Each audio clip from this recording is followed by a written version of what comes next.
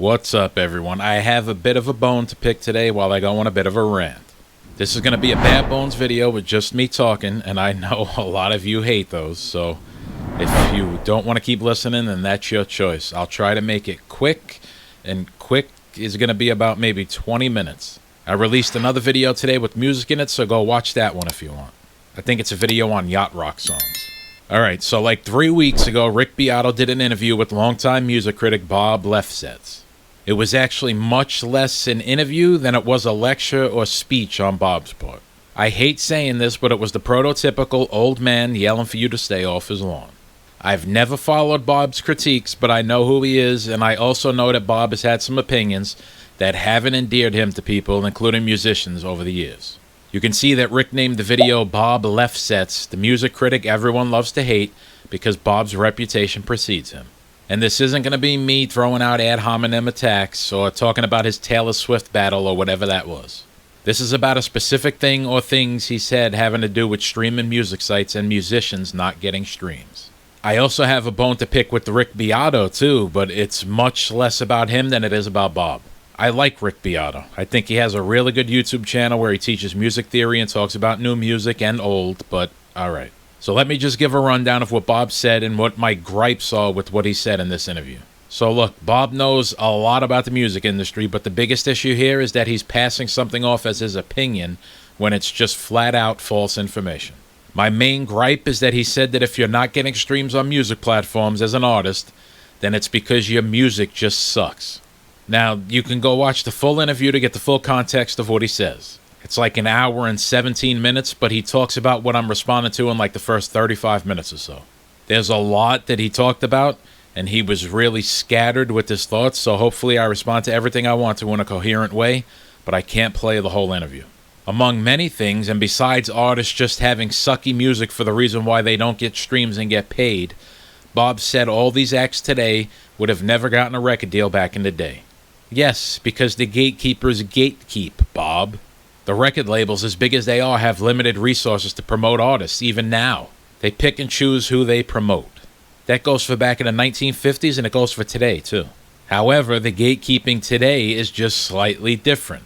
Less people back then had access to distribute their music. There were a limited number of slots. You couldn't go home and post your music on the internet like you can today. It's different today in that there are what seems to be an unlimited number of spots now, and with the internet and less overhead costs, that more people have access to put their music out there, but they don't have the promotion that the top acts have that are signed to big record labels. For you to say that people who don't get streams for their music on services like Spotify simply because their music sucks is just an outdated, false assumption. By the way, has Bob heard some of the top 40 today? A lot of it could be classified as shitty music. Bob, later in the interview, contradicts himself to say that the talent is at most 50% of it. So which is it? Does the music suck, or is it just not about talent? He also contradicts himself later, saying that popular acts today are musicians and songs he just doesn't get. He talks about Billie Eilish, Taylor Swift, and Coldplay. So then what the hell are you talking about? Do they suck? Why are they always in the top 10? They suck to you. So could an artist's music objectively suck? I guess it can, but getting little streams on music streaming services doesn't mean that your music definitely sucks. Besides, it's all subjective for the most part anyway. There are some musicians that I can't stand today, but they're always in the top 40 making millions of dollars from their millions of fans. So that right there negates what you falsely assumed, and you even contradicted yourself. You also don't have to write a friggin' #1 hit with every song to make a living. Or at least you shouldn't have to. He talks about it like it's just two extremes by calling it the hit-to-shit ratio, implying you have to write a hit to get paid. Most artists aren't talking about writing 7 #1 hits making millions of dollars. Most artists just want to be able to make a living with their work. Just like you don't have to be the greatest music critic, whatever the hell that means, to make a living. Bob has made a living being a music critic for what, the last 50 or 60 years? Musicians want fair compensation and no manipulation with the promotion. For a guy who says that the music industry has evolved and changed in the same interview, he sure doesn't seem to think that it should change where it matters, and that's with the gatekeepers. I mean, I know that's unlikely to happen, but still. Way to stick up for the musician, Bob. And Rick Beato doesn't give 1 ounce of pushback on Bob's false information. He simply agrees and nods his head. I think it's mostly because he's a fan of Bob's. I refuse to believe that Rick Beato actually believes that artists don't get paid on streaming services simply because their music sucks. I mean, the way these streaming services do business is pretty common sense. So yes, acts today who don't get streams don't get paid, but what people are complaining about is the actual business model that streaming services like Spotify employs. Why don't they get streams? It's not necessarily because their music sucks. Just like back in the day, the gatekeepers get to say who gets promotion and who doesn't. And then Bob's talk about acts back in the day not receiving royalties and comparing it to today's artists, bitching that they're not getting paid, like that's at all relevant. Hey, they didn't get paid back in the day from piece of shit record labels, so why are you complaining about not getting paid on streaming platforms, you slave? You can post great songs on Spotify, but if you don't get promoted, then you're not gonna get streams. I wonder if Bob thinks that Beyonce has to pay for promotion on Spotify like independent artists do. Independent artists are lucky if they have 2 nickels to rub together, but now they have to pay however much money it costs to get heard by like 30,000 people on Spotify, and then there's no transparency or guarantee that they're going to reap the benefits from that promotion after they stop paying Spotify. How do we know that Spotify doesn't just go back to suppressing their music from streaming on the platform?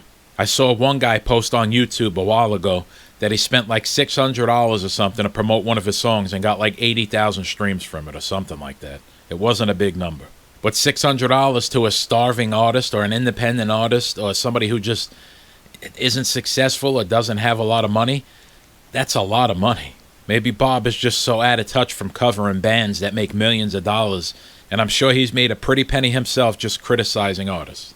After that guy stopped paying for promotion, the streams tapered off. It has nothing to do with your music sucking, in so much as that if you don't get promoted, then it won't matter if your music is good or not. I mean, sure, do you have to have good music? You have to make music that some people like. It doesn't mean everyone's going to like it, and it's very subjective. Your music is never going to reach a new audience or more and more people if it doesn't get promoted. For every person that hates an artist's music, there's a person that loves it. I always say if you can get 10 to 20% of people who love your music, there's going to be another 10 to 20% of people who absolutely hate it, and then there's going to be like 60% of people who don't care either way. It's like being a Hall of Fame baseball player. If you get 3 hits out of 10, you're a Hall of Famer. So even these big acts out there today, there's probably like 70 to 80% of people that can't stand them or their music, and they're still successful. Nickelback is a band that gets clowned on all day, every day, but they're rich from their music. They got promoted. There was another video I did, I can't remember the name of it, but this lead singer of Def Leppard said that a hit song is whatever the record labels promote. They shove it in your face over and over with promotion. There's a story about Rick James that I told in a video. I don't know if it came out yet, though. And long story short, Rick James was yelling at an executive while he was high and pulled his dick out and put it in the executive's face, ordering him to promote his new music. And after Rick James left the office, the executive told the company to take all promotion away from James and give it to Lionel Richie. Rick James's career was pretty much over, even with his popularity, when he did that at that time. If Rick James didn't do what he did, we might have never heard of Lionel Richie because he wasn't going to get promoted by them otherwise. When I turn on Pandora or Spotify and I tune into a specific channel, like if I turn into the Olivia Dean channel, I hear the service recommend the same 10 to 20 artists on that channel over and over. Then again, I am using the free tier of Pandora, so. If there are 10,000 artists in that genre releasing songs on those platforms, I'm hearing an infinitesimally small amount of them. You can't tell me that only 20 acts are putting out good songs. We as the listener get fed what the streaming services want to feed us. Bob also said word of mouth is also a good way for your music to spread, so if it's good, then it will spread. But you can't search for or tell others what's out there unless it gets promoted by whatever service is promoting it or not promoting it. The growth is going to be so slow that you're lucky to build a following by the time you have one foot in the grave. There's a hip-hop artist named Immortal Technique. He's a big underground artist, but he's never been promoted by the big labels or by anyone higher up in the music industry. It's because he's not controllable. He writes about controversial topics, and he doesn't care what anyone says. He's been an underground artist his whole career, and he's been doing it for about 25 years now or so. I bet most of you haven't even heard of him. He's not a mainstream rapper with a huge record label behind him. I think, and I'm not sure if I remember correctly, and this isn't a huge amount of records to be selling back in the day, but I think the most he sold underground was like 400,000 or something like that. Don't quote me on that, I forget. All right, so let me just run down some of the numbers I've seen on a simple Google search. 50% of all songs on Spotify get 500 or less streams. You need to get at least 1,000 streams on a song to get paid anything for it. 80% of all songs on Spotify get less than 5,000 streams. So 80% of all artists on the platform are getting paid nothing to peanuts for their work. It's not all because they make shitty music either. I'm sorry, Bob, but it's just not true. 4.36% of songs have more than 100,000 streams. In 2023, more than 329,000 songs were streamed over 1 million times. Spotify considers a song a hit if it's been streamed on the service 500,000 times. So that's probably less than 1% of songs that are considered hits on Spotify. I remembered reading something where an independent artist named Warner Meadows has a song that was streamed over 700,000 times on Spotify, which Spotify classifies as a hit. Bob's going to like this because according to him, only hit songs should warrant an artist getting paid for it. Those 700,000 plus streams got Warner Meadows a whopping $2,000. I mean, I know the structure is different now and costs and overhead and whatever, but there's less overhead and costs now than there were back in the day. And back in the day, if you had something that sold 1 million times, I think it was something like 9 cents on the dollar. So if you sold something 1 million times, you would get like $90,000. This guy gets 700,000 plus streams. It's probably even more now. It might even be close to 1 million. And he got a whole whopping $2,000. What did he get now if it's 1 million streams? Maybe $2,500? I'm not into his song. It's called Yucca, by the way. But there are people out there that are into it, and according to Spotify, it's a hit with over 500,000 streams, but he still got paid next to nothing relative to the number of streams. If Bob means, oh, well, you have to get close to 1 billion streams to really get paid, yeah, who the hell's getting that type of promotion if it's not the big acts? Independent artists aren't getting that promotion from Spotify or other streaming services.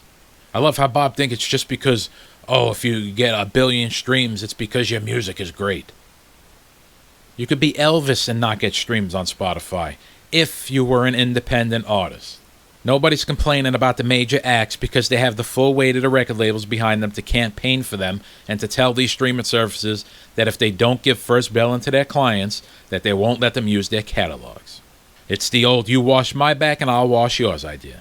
What do you think a service like Spotify is going to do? Spotify is going to promote those artists first and foremost because they're pretty much obligated in a way to promote them over everyone else. That's how they make most of their money, because these artists have already had so much promotion behind them and they already have tons of followers because they've been shoved in front of everyone's face by the record labels.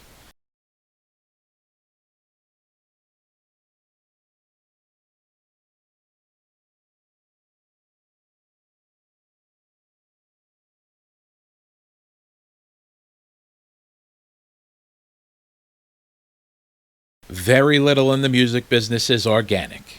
Good artists and songs get overlooked all the time. Like I said, the record labels go with what works for them. They very rarely take a chance on putting their money behind new independent artists. And I'm talking about the big record labels. Nobody can compete with the big labels. They're actually competition with independent artists until they want to sign one, and it's few and far in between. Beyonce isn't going to be her record label's darling forever, even though they will make money off of her back catalog for the next 50 years or so. There used to be a term in the music business called payola. If you don't know, it's where radio DJs back in the day were paid by record labels to feature their artists on the radio. It became illegal because it was unfair. It's just called business now. It's legal to do it now as long as you report it. That's exactly what the music business is. It's payola. They don't care about your dreams or your artistic vision or your desire to make a living through your art. They care about how much money they can make off of your work and then throw you away like yesterday's trash. That includes the record labels and the streaming services. The record labels and streaming services, in my opinion, are scared of independent artists because they severely outnumber the artists signed to record labels and can destroy the current music system that's rigged for the people at the top. So they had to recreate the industry where they could still control it, but give the artist the illusion that they too could have a chance at the big time like a Taylor Swift or a Beyonce. It's like winning the lotto. Good luck with that. Bob mentions that independent artists are actually starting to gain some leeway now, But I'm sure the record labels and the machine will find a way to either stop that or manipulate it to where the system will have the same outcome, just with the new batch of artists trying to come up. The cycle just repeats. Another issue with streaming services is their payment system. They have what's called a pro rata or pro rata payment system, where all the money they make from subscribers who pay for the service is put in a pool, and let's say you're Beyonce and you have 5% of all Spotify streams that month. Then Beyonce gets 5% of the revenue from the subscriptions pool. There's a problem with this. It disproportionately puts money in all the big-name acts' pockets along with their record labels. It's like our economy with the wealthy having all the money in the system trickle up to them. All it is wealth transfer from the bottom to the top. Artists and advocates are pushing for it to be a user-centric payment system instead. What that means is that, let's say you pay $10 a month to listen to Spotify, but you don't even listen to Beyonce. Let's say you listen to nothing but Lake Street Dive music. Your $10 that you pay monthly will solely go to Lake Street Dive or whatever artist that you listen to and no other artists. So Taylor Swift isn't going to get any of it if you don't listen to her music. 10% of artists featured on Spotify or Apple Music divide 99% of streaming revenue between themselves, while the other 1% of profit is divided between the other 90% of artists. I'm sure it's just because that 90% of artists has music that sucks, right, Bob? I know I'm throwing stats at you, but I'll post links in the description of the video with the articles where I've gotten this information. It really is just common sense to me. No, I'm no expert like Bob Lefsetz, but how can you look at everything going on and still think it's so black and white and say that the reason why artists aren't getting paid from streaming services is because their music just sucks? There are artists from the 70s that if they started their careers today, they wouldn't have careers for long, and they were huge back in the 70s. Joni Mitchell, Carole King, James Taylor, and a lot of other artists most likely wouldn't even be top 100 streaming today. I know that because most similar artists that I listen to aren't. They're also not in the top 40 on Billboard. So I don't want to hear the bullshit about your music just sucks and that's why you get no traction. It's a lazy and easy way to analyze it. Alright, so I hope I put forth my opinions in a coherent way, and I might not have remembered to talk about everything I wanted to because Bob jumped around a lot.